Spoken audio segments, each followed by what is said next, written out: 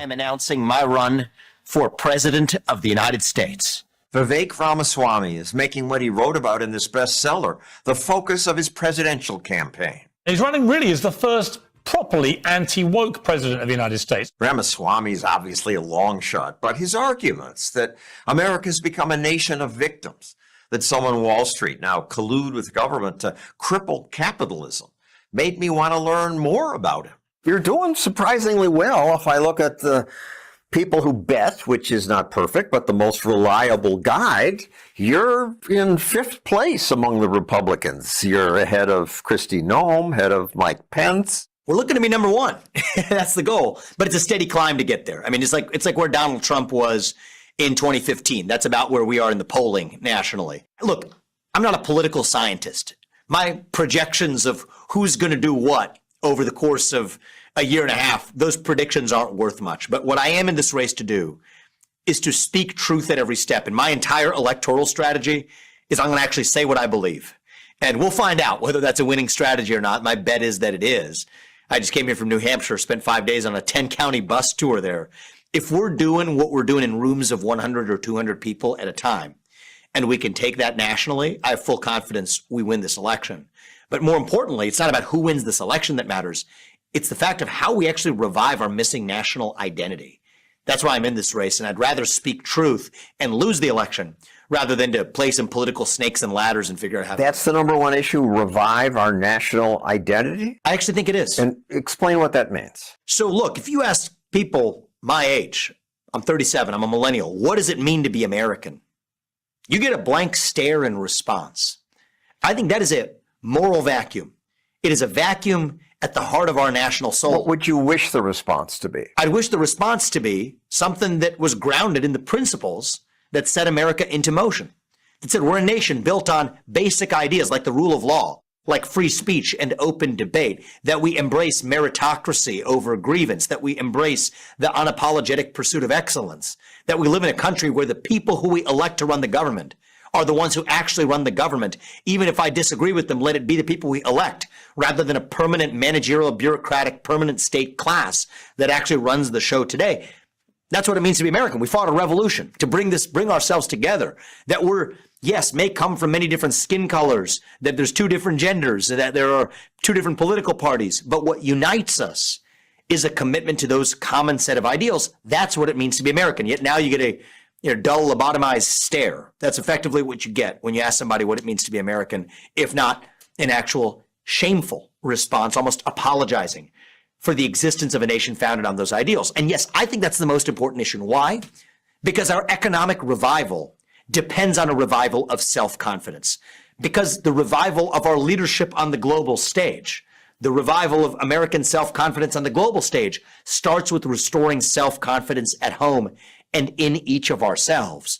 And so that's why this presidential campaign for me is more of a cultural campaign than a political campaign, though it's taken the form. Fighting the woke message that we, people who don't succeed, are helpless victims, that America's a bad place because we killed people to get here, etc. Exactly. I mean, that's part of it. Wokeness is a symptom, though, of that deeper national identity crisis. Right? Those symptoms keep showing up.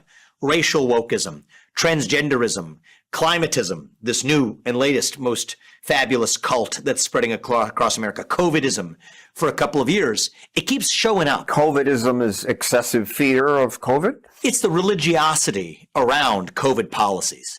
Just like I described the religiosity around anti-climate change policies or anti-carbon policies. Just like I described the religiosity about viewing one another through the color of our skin. The religiosity, increasingly, of the transgender movement that has little tolerance for dissent. The reason we see the rise of these secular cults is that we're hungry for purpose and meaning. We want to be part of something bigger than ourselves, yet we still can't even answer the basic question of what it means to be American, what it means to be a citizen of this nation. I have a vision on what the answer to that question can be. I think we can revive it in this country. And if we do, that's actually the key to solving our other problems, economically, to foreign policy, to domestic policy, on which I have detailed thoughts on all of the above. But the revival of the national identity, that's actually what made me decide to enter this race. That's what gives me the motivation to actually go the distance. And that's the biggest issue, more than I can think of a couple other big ones, like I can think of a couple of the big ones too. crisis at the border Yes. and our unsustainable debt. Both of those are failures of realizing our national identity. So let's talk about the border. Part of who we are is we're a nation built on the rule of law. When you abandon the values that define who you are as a country, when everything becomes just relativistic, morally relativistic, including legally relativistic, then what's wrong with an open border, right? So that's a symptom of, again, that deeper loss of national identity. And then they'll say you're racist or xenophobic, whereas I say no. The reason that we say no to illegal immigration is not because the people who are crossing are somehow bad people. That's not the case. It's the case that, well, the people, drug cartels, they have more cynical intentions, but many, if not most people, are not bad human beings. It's that we are a nation built on the rule of law. We cannot tolerate somebody breaking the law as their first act of entering this country. How'd your parents get in? Legally, through the front door. My dad came here to get an education. He got an educational visa. My mother married my father. She also came here. She's a physician who built a career as a successful geriatric psychiatrist. So that's how my parents came here. And I think we should. That was in the 80s. My understanding is now an Indian computer engineer with skills who applied legally would take 20, 50, 100 years to get in because we're so tough on letting people in legally. I'm a big fan of merit-based immigration in this country. I think we should want more immigrants like my parents. Not all Republicans will agree with me on that. That's fair. We can have a debate about this, but I believe in merit-based immigration. To me, merit means A, the contributions you're going to make to this country, and B, your civic commitment to the country. But I believe in merit-based immigration. I don't believe in turning a blind eye to border security in the name of advancing immigration policy. Border security and immigration are two separate questions. We should deal with them differently. Merit-based means, are you educated? Do you have money? How do you decide merit? It's a great question. So I think that the likelihood of making a contribution to the country, specifically an economic contribution to the country, combined with civic allegiance to the country, passing a civic exam that you would have to at the time you got to be citizenship, maybe even at the time you get a visa, we should bring that up to make sure that we're bringing in and adding to the civic lifeblood of the country, rather than, frankly, many 18-year-olds who earn the right to vote at the age of 18 but don't know the first thing about the Constitution or our country's history. I think we need to fix that through our educational system. But I also think that one of the ways to preserve that lifeblood of American civic identity is through making sure that the filters we apply to immigration, to who gets into this country, bring in people who are actually in love with this country, who actually badly thirst for the ideals that represent America. I don't get the filter. You can't measure their love. Well, I think you can measure their competence. And I think that it takes some level of commitment to be able to. So do you have a job? Do you have Yes. money to invest? Yes. Do you have a stable family? Do you have basic knowledge of the Constitution? Do you have a basic knowledge of the history of the United States? And I think that addresses a lot of the concerns of even people who have a knee-jerk reaction even against legal immigration, because I think they have a valid point that we don't have assimilation in this country, that we celebrate our diversity while forgetting the ideals that bind us together. I think we can tighten up immigration policy, even legal immigration policy, to make sure that the people who enter this country are indeed American or ready to be American in the truest sense of that word, meaning that they actually share a commitment, starting with at least having an awareness of the commitments that we make as Americans. The unsustainable debt. Yes.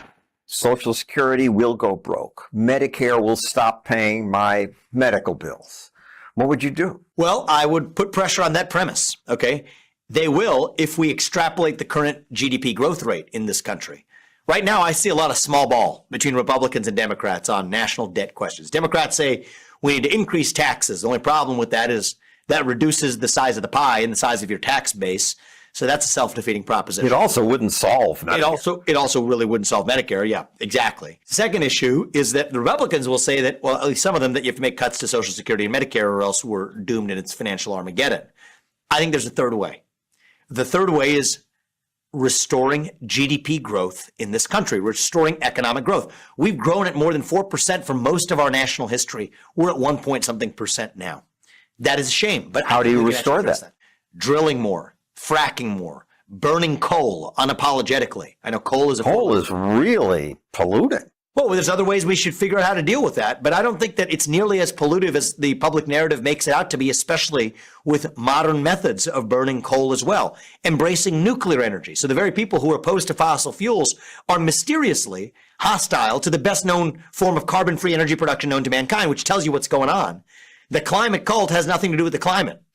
It has to do with global equity, because they don't want America or even the West to get ahead. Nuclear energy might be too good at doing that. They want to give China and other parts of the world a chance to. A second. These don't oppose nuclear energy because we might get ahead of China. They're just scared. They think of nuclear bombs. I don't think that's right. I think that they're exploiting some set of fears that some people have.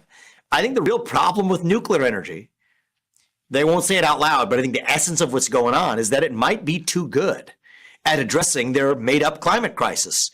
And so if that's the case, well, guess what? If you have nuclear energy, the U.S. continues to get on its growth trajectory that it's always been on, where part of this was about, they like the expression in a different context, bending the curve so that other parts of the world can actually catch up. That's why they don't apply the same constraints even when it comes to carbon emissions to places like China as they do to the United States. So back to GDP growth, unshackling U.S. energy is fundamental. Putting people back to work is fundamental. Stop paying people to stay at home. We give people an incentive in this country to be lazy. That is an obstacle to GDP growth. It's a big part of why businesses today cannot find adequate workers to get a job done. That's an obstacle to GDP growth. And then the third one is reform of the Federal Reserve, an agency that has gone so rogue in believing that it can hit two targets with one arrow, inflation and unemployment, that we're going to somehow balance them by playing financial God. It's a flawed premise. I would put the Fed back in its place to go back to stabilizing the dollar as a unit of measurement. That actually helps capital allocation in this country. You know, it's funny, you and I are sitting down this interview. Let's say the number of minutes in an hour varied from time to time. We wouldn't have showed up. You'd be sitting in one chair, then I'd show up later and you'd be gone. I'd be sitting in a different chair. Same goes for capital allocation in an economy. When the dollar is as volatile as it is, that doesn't help efficiency of allocating capital to the highest returning projects, and capital allocation and efficient allocation of capital is a precondition for GDP growth. And GDP growth is a fancy way of saying we all make more money. So again, I think that any economist would tell you self-confidence in psychology is an important part of an economy too. Revitalizing our national sense of self-confidence, especially among workers, is also something that spurs confidence in the economy itself. So with those four things, I think we can get back to 5+% GDP growth, let alone the 1 point something that we're in.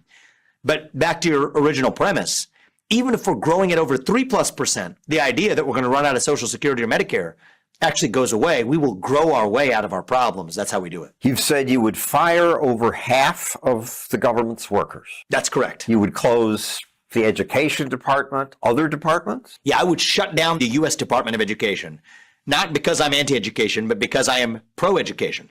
And the federal government has no business in education that should be administered locally. And there's a lot of things wrong with that. What other agencies? I'd shut down. You're going to fire more than half the government workers. Yeah, so big cuts. Yeah, so in the Federal Reserve, I wouldn't shut down the Federal Reserve. I'd just lay off over 90% of the people working there. There's over 22,000 people in the U.S. Federal Reserve System now. We need less than 2,000 if its scope goes back to stabilizing the U.S. dollar, scope of focus. The FBI, a politicized government agency. In that case, we do need federal law enforcement. But the culture of that agency has become so corrupt that you're not going to fix it top down. You have to do it bottom up. And you can't do it bottom up without actually closing down the current FBI and creating something new to take its place. A new, smaller agency? Exactly. A leaner, fit-for-purpose agency that respects the Constitution and the law rather than making it up as it goes along, which is what today's What FBI about the housing department, agriculture department, labor department? Yeah, we're evaluating. I mean, a lot of those are on the potential chop block. We're 7 weeks into this campaign, but the agencies I've identified that we would shut down and stay shut down include the U.S. Department of Education, and then a long list of other agencies that will need to be shut down and possibly have something rebuilt to take their place. FBI, IRS, ATF, that's the Bureau of Alcohol, Tobacco, and Firearms. I've also said similar things about the Nuclear Regulatory Commission, which is fundamentally hostile to nuclear energy in this country. The culture of that agency is broken. We're going to have to rebuild something to take its place. You've said you would pardon Donald Trump if you were elected. I said I would pardon Donald Trump and anybody else who's been the victim of a politicized prosecution in this country. We've had a lot of those. Douglas Mackey, maybe a less well-known name. He's somebody facing up to 10 years in prison right now, facing sentencing that could go up to 10 years for making jokes on the internet about Hillary Clinton's voters. By the way, the same joke was made in return about Trump supporters.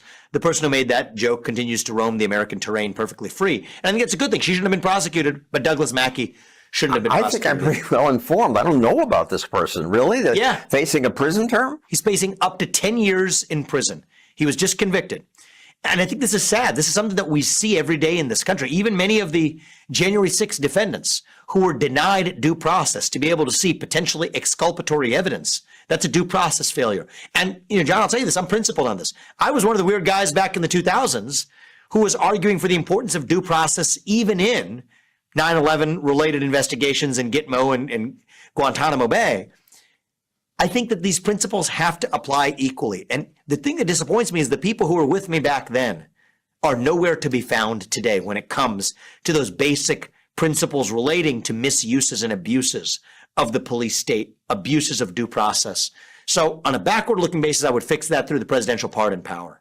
But on a forward-looking basis, we're actually going to shut down those toxic agencies and rebuild a truly lawful culture in law enforcement itself. Who would have ever thought? Would you pardon Edward Snowden? I would pardon Julian Assange. I know that for sure. I'm weighing Edward Snowden. It's a tough question. The reason I would pardon Assange, and the reason that one's a lot easier for me to say, is that he was just the guy who published it. Think about this. Somebody in the government leaked you information. That happens all the time. It's normal practice of the press. There's even formal procedures for how these leaks occur, but the government just picked on him. Now, there was somebody who worked with him. Forget the name of this individual. It was a transgender individual who Obama pardoned. I think wouldn't have pardoned this individual if they weren't transgender working with Julian Assange. It was Chelsea Manning. That was the name of the person. And so in Julian Assange's case, the person who published the information got arrested. But then in Edward Snowden's case, it was the person who leaked it. So I think that we have a backwards system here where the really federal law enforcement apparatus is just going crazy willy-nilly against the people they don't like. And I think I'm the first person to say this. I absolutely would pardon Assange. And I think it stands for something that goes beyond political partisanship in this country. It stands for who we really are. But Snowden? So Snowden, I'm actually collecting the facts on this. I'm going to be very honest with you, right? Assange, I think, is the easier case. Edward Snowden, I need to understand what the specifics were of the obligations that he made that he violated. And was he punished in a way that someone else under similar circumstances would not have been? To me, that's the definition of a politicized prosecution. But if I find that he was, I'm keeping a very open mind to a potential pardon there too. But studying this in depth, I believe in coming to these things with nuance. I think pardoning Assange is, the easier case. You must be really smart. High school valedictorian, Harvard, Yale Law School. Then you create this billion-dollar biotech firm. Are you really smart? I don't know if I'm really smart, but I have been fortunate to been given a good education by my parents that came to this country as immigrants, and we tried to make the most of it at every step. So I'm more grateful for what I've been given than to proclaim that I'm some genius from somewhere. But we've tried to do our best. You could have kept doing that instead of running for president. You'd made $500 million.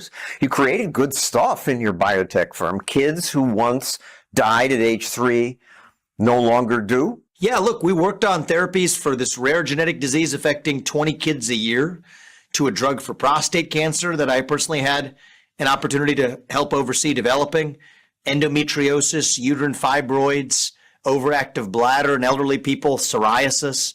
These are real problems. So as a business person, saving lives, you do more than politicians do. Why politics? Yeah, I'm proud of what I did in the private sector. If I'm being really honest about it, though, it only works if there's a culture willing to buy up what they're selling.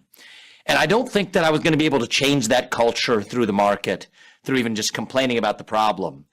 I think there is an opportunity to drive a national revival in our country, but I couldn't think of a better way to do it than to successfully actually get elected U.S. president and do for this country what Ronald Reagan did in 1980, when he led America out of the last national identity crisis. Let us begin an era of national renewal. I think we're in the middle of a national identity crisis today. And I think that we can create that missing national identity again for the next generation. Story I've told a couple of times over the last few years, which is there was a new cultural cancer, really, that threatened to kill the dream that allowed me to achieve everything I had in my life. What you wrote this book about. That's exactly what that book was about. Yes. You say the woke left imposes psychological slavery, meaning They tell you that your identity is based on your race, your gender, your sexual orientation, that if you're in certain of those classes, you're in an oppressed category, certain of those classes, you're in an oppressor category. And yes, I think that's a form of psychological slavery. But while there were other talented people developing technology, developing medicines for patients who needed them, there were very few of them at the time I stepped aside, dare I say any of them, that were willing to speak openly about this cultural cancer.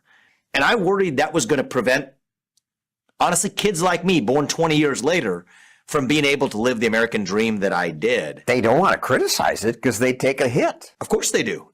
And I saw that firsthand. Right? There were advisors to my own company that resigned after I said something about the importance of protecting free speech and the importance of actually governments not deputizing private companies to censor speech through the back door. Now, this was after January 6th, 2021, when the country was in a particularly charged environment. So why'd they resign? Well, they resigned because they felt like that was going to be a threat to the proverbial our democracy if people weren't actually able to control the spread of hate speech and misinformation and incitements to violence, as they called it. And then they took issue with my broader view that companies, in their capacity as companies, should not engage in these social and political questions. So I think that was, a two-stepper for a lot of the people who were prominent advisors to the company. And they said that they don't want to associate themselves with a CEO that had the beliefs that I did. So look, I had a choice to make. Black Lives Matter came to you and said, issue a statement. Well, actually, it was my own employees in the company. That was just what every firm in the country was doing, was issuing a statement that ended with and capital B, Black Lives Matter. I support Black I support Black Lives Matter. I mean, they had different ways of leading up to it, but it was a carbon copy statement. It's almost as though the same consultant sold it up, wrote it up and What's wrong with that? sold it to every company. Well, I think that the thing that's wrong with it is that the capital BLM movement stood for values that A, were antithetical to my own beliefs, but B, I believe, demonstrably harmful even to the very Black Americans who they proclaimed to stand for, such as dismantling the nuclear family structure. I reject the idea that we advance Black empowerment by rejecting the nuclear family structure. Black Lives Matter rejected nuclear families? That was on their website as of the mid 2020, at the time that I was evaluating whether or not this was an organization that I could, in good conscience, say something positive about, to endorse. I couldn't do it. And I didn't want to be in the position. To me, leadership, even if you're leading a company, means being honest with the people you lead. So the convenient thing to do would have been to say what literally every other CEO in corporate America was saying. I couldn't in good conscience do that. I tried other ways. I talked to our employees about how our mission of developing medicines, including potentially life-changing medicines for patients who needed them, that was something that united us, whether we were Black or white, whether we were Democrat or Republican. That was uniting us in common cause. I advised them to be safe. The company was based in New York City. There were indeed riots breaking out across the country in cities at that time, but said that, look, I care about you guys and I care about our mission. Let's be united in that. And that's something we can be proud of. I sent a full email to the company about it. The feedback I got is that missed the moment, right? There was a specific demand in America at that point in time for CEOs and other cultural leaders to stand in favor of very specifically Black Lives Matter. I couldn't do it. That led to a controversy, and I would say a series of not only escalation in my experience as a CEO, but self-reflection for me. That if after having lived the full arc of the American dream, if after having founded a multi-billion-dollar biotech company that I was leading as CEO, that I had built from scratch, that even if I wasn't free to speak my mind, what hope was there for other Americans that had to, many of them, make a decision about whether they were going to even be able to put food on the dinner table if they lost their job for saying the wrong thing at work? And I just started to see it. To me, it felt like there was this culture of fear, an epidemic a pandemic in some ways of fear that had spread across the country that prevented people from expressing themselves in public. One of the experiences actually I had as CEO was that one of the employees who, after the town hall where these issues were raised, privately emailed me to say that, hey, I actually agree with everything you're saying. I just don't feel comfortable saying it. Some of them came through HR, anonymous. They didn't even want me to know who it was, lest I say who it was. And to me, that opened my eyes to the fact that there was a gap in this country, a big gap, between what people were willing to say in public and what people were willing to say in private. And to me, that's a litmus test of our civic health, right? You want to measure how good America is doing. It's not the number of ballots that are cast every November. It's the percentage of people who feel free to say what they actually think in public. Why is that so important? Well, I think that's important because that's actually how we respect one another as citizens. Okay, I don't respect you if I don't actually share with you what my beliefs are, as long as I give you the courtesy to state the same in return. I just think it's a precondition for truth in this country. I think that we get to the wrong answers when we censor speech. We get to the right answers faster when we allow all ideas to be expressed. The scientific method itself depends on the free exchange of ideas. I say that as somebody who was trained as a scientist. What do we see now in the name of capital S science? It's not science, it's scientism. It's a new religion in this country. We actually censor misinformation. I don't believe in that model. And I think that that's also part of what makes America itself, is that it is the quintessential place on the planet where you get to express any opinion, no matter how heinous it is.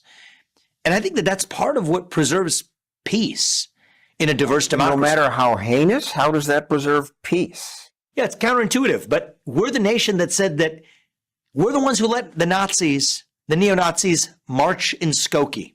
That's what makes us different from the actual Nazis under Adolf Hitler, is that we believe that no matter how heinous your opinions are, you still get to express them, because that's one of the things that binds us together. And we also believe that we also know, history teaches us, that many of our beliefs will be proven false or will be modified in some way. Just ask Galileo. He didn't live to see the end of it himself. He wasn't so fortunate.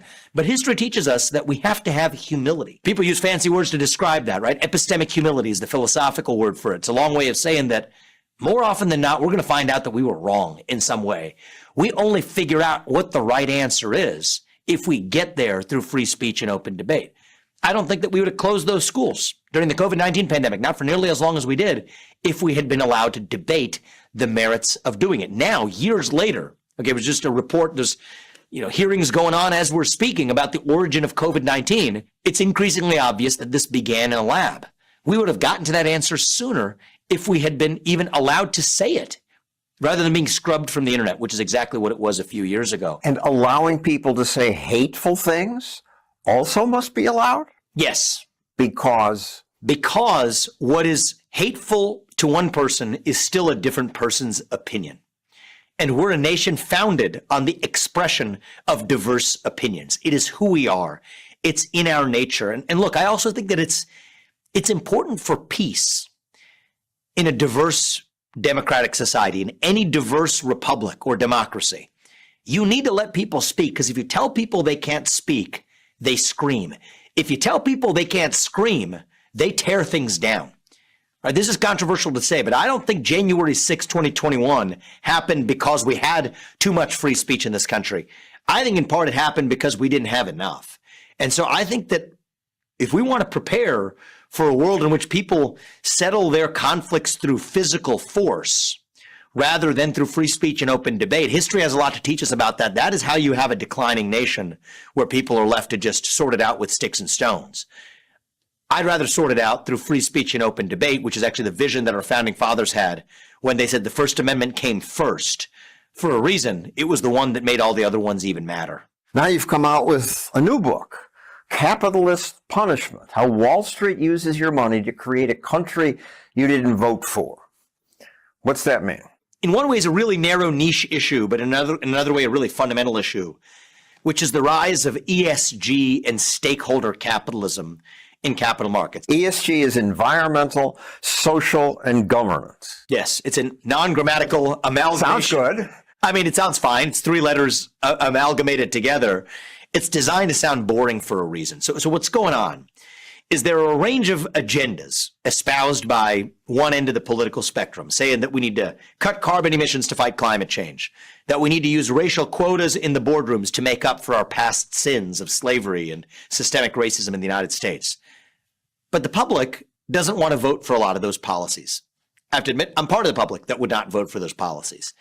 So what the government realized is if we can't get it done through the front door, we'll just use the private sector through the back door to advance those same objectives. So what's happened in this country is that the largest financial institutions, let's just take the three largest asset managers, BlackRock, State Street, and Vanguard, they've aggregated the money of everyday citizens, Pension money. 401k accounts, brokerage accounts, the money of everyday citizens to advance these one-sided progressive political agendas, environmental agendas, social agendas. That's what they call them, environmental, social, and governance, that most of those everyday Americans do not agree with, and which crucially do not advance their best financial interests.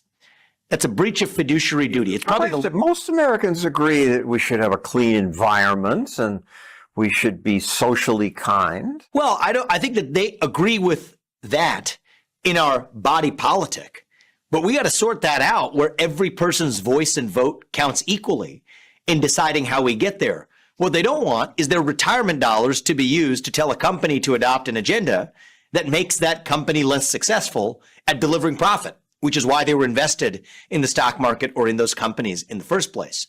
So we have different mechanisms to do different things in our country. We have a beautiful system set up to say capitalism is a space where we make things. We provide products and services for people who need them. It's the best known system to mankind to lift people up from poverty. That's great. And then we've got this constitutional republic where we have a system for sorting out our political differences to decide how we, the people, are governed. We set up as we, the people, a system to do it. But what this stakeholder capitalism trend says is that actually the work of the constitutional republic is now done through the back door, through corporate boardrooms instead. The dirty little trick at the heart of it is that they're using your money, our money, to actually do it, in many cases, without people even knowing it. And so a big part of why I wrote that book was knowledge is the first step to empowerment. People ought to at least know how their money is being used.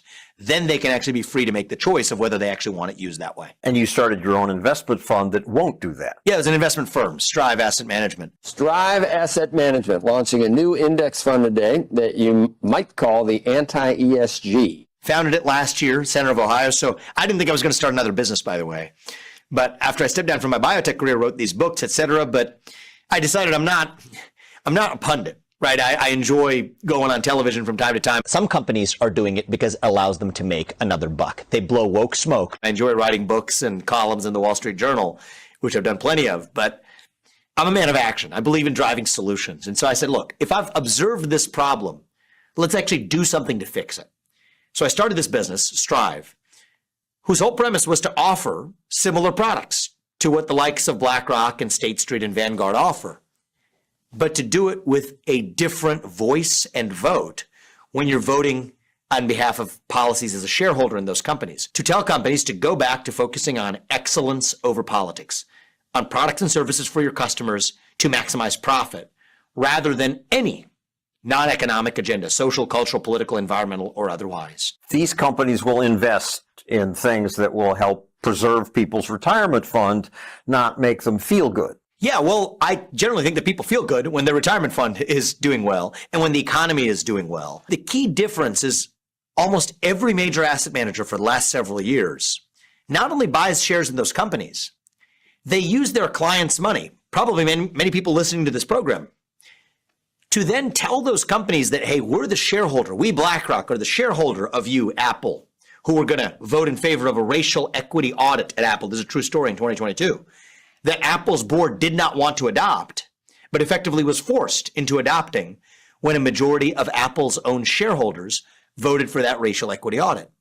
Or Chevron, a company that did not want to adopt a Scope 3 emissions cap, was effectively forced to change its policies after BlackRock, State Street, and Vanguard all voted in favor of a Scope 3 emissions cap. So what's wrong with fewer emissions? What's wrong with having more minorities in the boardroom?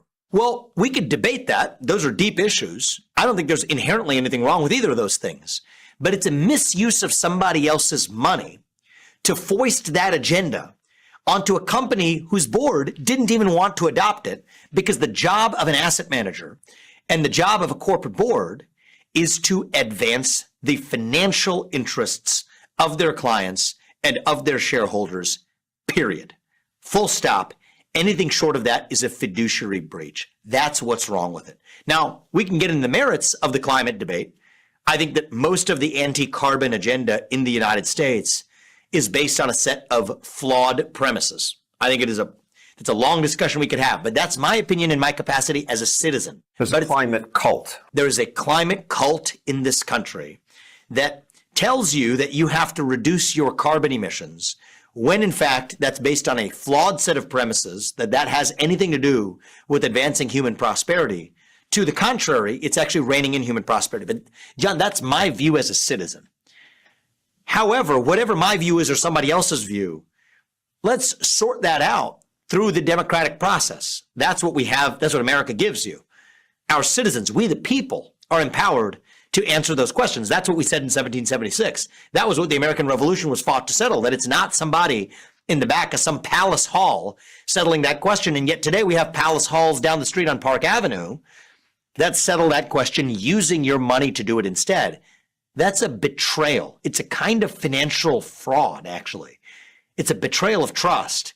And the thing that's wrong with it is, even though I have a different opinion than many people who may advance these environmental agendas when it comes to climate change policy, we ought to have that debate as citizens rather than through the Trojan horse of corporate boardrooms. That's what's happening today. I agree with you about these cowards on Park Avenue or at BlackRock just squandering people's retirement money. But a criticism, your fund has higher expense fees. According to Forbes, 4 times as much as other index funds. These are the drivel that you see published. So we can go into the specifics of the fund details, but largely speaking, okay, at the time we launched a lot of those funds, they were comparable to the BlackRock fees. Now, BlackRock actually has fees that are higher than State Street's funds, and then in certain cases, our fees were in one instance lower than State Street fees. But you know what the system did not like? They did not like that there was a new voice at the table. Okay, so it's like an anaphylactic reaction they had when I showed up with this. So they started throwing all the spaghetti at the wall. If you actually go more than just a surface level look, it doesn't stick. But they can't take somebody showing up at the table with a different philosophy. That's really what this is about. It's an ideological cartel. Okay, it's not a monopoly on products. It's a monopoly on ideas. And if you defect from that orthodoxy, they will punish the defector. That's really what's going on here. And, I refuse to stand by silently, right? Like I said, if a guy like me can't speak up openly and in an unfiltered way, I think it's going to be a lot harder to expect other people to do the same thing as well. I think the way we close that gap between what people say in public and private is to start talking openly again. So for better or worse, I'm pretty unfiltered in calling out a lot of these hypocrisies. And Good. I think that the system is, mounted its immune reaction against a lot of what I have to say. But the good news is I'm here ready to take it. Let's go back to culture war stuff because it's easier. You sell these beer cozies, Bud Light, truth over relativism. What's that about? We're having some fun on the campaign. That's what this is about, too, is What's the message? the message is really simple. Budweiser and Bud Light made a disastrous decision to embrace Dylan Mulvaney, I got some Bud Lights for us. who I think belittles what it means to be a woman in the spate of this modern cult of transgenderism. That alienates a lot of its customer base. Well, that company deserves to be held accountable through the market. So what we said is, ditch your path. It has been. Yeah, They ditch- lost billions. Yeah, well, appropriately so. They should be held to account for making bad decisions. But we had some fun with that on the campaign. So the day after, instead of Bud Light, we said Bud Right. And if you took the cost of a 24-pack, whatever that is, and helped us in our bottom-up grassroots movement, then we would stand for truth over relativism. And one of the things I often say, if you flip to the back side of that, I think I see it on there for you. We say that courage is contagious in this country. Okay? Fear has been infectious in America. It spreads from one corridor to another. Spreads faster than COVID-19. Fear does in America. But I think courage can be contagious too. And that's the premise of this whole campaign. And yes, we're going to be unafraid to have some fun along the way as well. People can get those koozies and hopefully advance this movement in the process. And you're saying people should have the courage to stand up to the transgender movement? Yes. I think that's right. To be able to speak truth in the open. So here's the truth of the matter. When more often than not, especially when a kid says they're born in the wrong body, that their gender does not match their biological sex, that means they suffer from a mental health disorder. And the compassionate thing to do is not to affirm their confusion. It is to actually reach out and help them. Anything short of that is cruel. Actually, a couple days ago, when was this? It was yesterday, actually. Time is, I'm losing my sense of time on the campaign trail here. It was just yesterday. I had a chance to meet with a young woman who wrongly had begun her gender transition when she was just going through some psychologically difficult times at the age of 13. She's 18 now. She regrets her decision. She got a double mastectomy. I mean, she cut off both her breasts surgically. She went through chemical intervention, puberty blockers. She's never going to be the same. That's a permanent mistake we let her make instead of addressing what was a mental health challenge that she was going through at the time. And I think that the fact that the trans movement says it is offensive to call it a mental health disorder is itself offensive to the idea of somebody that might have a mental health disorder, because we're all owed respect as human beings. But what I say is, you know what? You're an adult. You want to dress how you want, if you want, when you want, marry who you want. That's the country we live in. It's true. You can do that as an adult. But what the trans movement's done is, in the name of standing up for trans rights, has actually become downright oppressive on the rest of our culture, changing our language, change the way that we even, the labels and the words we use, the rest of everyone else use, to change the language that is the fabric that holds a society together, that now tells kids, this is what we must teach you to create more confusion amongst kids who are already confused. That is wrong. So I would say that, kids aren't the same as adults. I would ban genital mutilation and chemical castration in kids under the age of 18. You're an adult, freely consenting, fully informed, do what you want. But if you're a kid, we have to draw the line. And we already share this intuition, by the way. There isn't a state in this union, agree or not, I'm just stating a fact, that allows you to get a tattoo before the age of 18, because the premise is you don't want to allow kids to make permanent life-altering changes to their body that they might later All regret. states have that law because all these kids are getting tattoos. Well, I think that, all 50 states, you can't, without going through a lot of consent and going through a lot of additional procedures, you can't get a tattoo under the age of 18. That's right. I don't think we should do the same thing with respect to genital mutilation or chemical castration either. And that's really what this trans movement's about. Calling it mutilation and a mental illness. Aren't there people who just feel they're born in the wrong body and they have the treatments and they do better? They're happier in life. I think that's actually false on the data. Many of the people who were unhappy before remain unhappy after. And so the irony is we're actually doing physical harm to their bodies, while mentally they're actually no better off. But I know people who have had work and had that work and they are happier. Good, let them be. Sit there. Let them be so. That's what I say. If you're a fully You consenting don't want to adult, ban it. Yeah, no, if you're an adult, do what you want. I think it's different in kids, right? Kids go through difficult times. So I draw that distinction. I think it's a really important distinction. And I've started focusing on this issue more only after it started infiltrating children. I think protecting children's the line that I draw. And here's the other thing. I mean, even if you want to think about some of the contradictions here, right? The gay rights movement said for the longest time that the sex of the person you're attracted to is hardwired on the day you're born. It had to be a civil right. Yet now we say your own biological sex is completely fluid over your life. Think about how this fits in with the women's rights movement. What we said during the women's rights movement, gender equality, which of course I support in this country, is that there's many ways to be a woman. You can be a woman with short hair, with long hair. You can wear pants. You can wear a skirt. You can do whatever you want. The core supposition of the trans movement is it fetishizes femininity a little bit, right? It says that, you have to have lips of a certain shape, or else you can't actually have identified as a woman. You have to dress and sound a certain way. Your body type has to be a certain thing. It's reductionist to femininity itself. And then I think that in a certain sense, it even degrades our respect for one another. I actually did a recent podcast on my daily podcast that we've started as part of the presidential campaign. We're lifting the curtain, and every day we're releasing a podcast with Riley Gaines, who's the best female swimmer in the country, or was at the collegiate level, until a biological man showed up at the women's competition and actually took the top medal.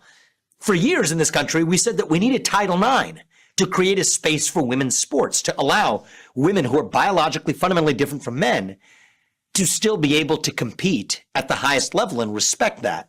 That was a liberal argument. And yet now, back in the 1990s, that was a big debate. And now we're saying that actually that vision of women's sports doesn't matter. So I'm fine with you be you as long as you leave the rest of everybody else alone. That's a principle that everybody should want to embrace, I think. I think that's the libertarian principle. You, at one point in your life, considered yourself a libertarian, but no more. I still have strong libertarian instincts. There's two reasons I don't call myself a libertarian anymore. Okay, one relates to, I think, a fiction that many libertarians adopt that's politically convenient for them to avoid taking criticism, which is to say that they turn a blind eye to all of the government interventions as they exist, but then stand against any policies that actually remove the effects of that government intervention. You want me to give you an example? Yeah, because you kind of lost me, and Yeah, I'm a libertarian, so you got to attack me here. Well, I'm not attacking anybody. I'm probably the person in this presidential race who has, by and away, the strongest libertarian instincts. I used to be a self-described libertarian. I was a libertarian rapper in college, actually. My stage name was Devek. Okay, so I, we're cut from similar Do you have cloths here. pictures, tapes? Can we get Definitely these? not, but maybe they are. Maybe the Oppo research in this campaign, that's what they're going to dig up. So we'll give them some homework to do for the other campaigns. But here's really what I mean. So I've been an advocate for making political expression a civil right in this country. To say that you can't fire somebody for their political beliefs, for what they say on their own time, etc. But let me just pick on that. Well, libertarians do pick on that, right? Right. I mean, if I start a company, I don't have a right to fire white supremacists. Right. So here's the thing. What I would say is, in an ideal world, you should. And this is why this gets to the heart of why I stopped calling myself a libertarian, because in an ideal world, we wouldn't have these protected classes at all. Race, gender, sexual orientation, religion, national origin. We have all of those protected classes. But here's the thing I'll explain to you that not a lot of people understand. The existence of those protected classes was an intervention in the market, and was an intervention in the market that created the conditions for viewpoint-based discrimination. Here's how. Courts started interpreting that very broadly. They started to say that the prohibition on discriminating based on race includes not just non-discrimination on race. It means, and I'm quoting the law here, you can't create a hostile work environment for a member of a protected class. Well, let's look at the case law. What are some of the ways that you create a hostile work environment? Turns out it's by wearing the hat of the wrong political candidate to work. Turns out it's by wearing a red sweater on a Friday, which a grandmother used to do to stand with veterans. A member of a protected class found that to be a microaggression. She was stopped from wearing it because that could create a hostile work environment. Saying something on your own time in social media. So what happened? The law itself, the intervention in the market, the civil rights laws as they were interpreted, created the very conditions for viewpoint-based discrimination while leaving political viewpoints unprotected. So I'm fine if you want to repeal all of those protected classes and actually let the market work. But here's my frustration with libertarians is nobody seems to have the spine to actually stand up and say that part.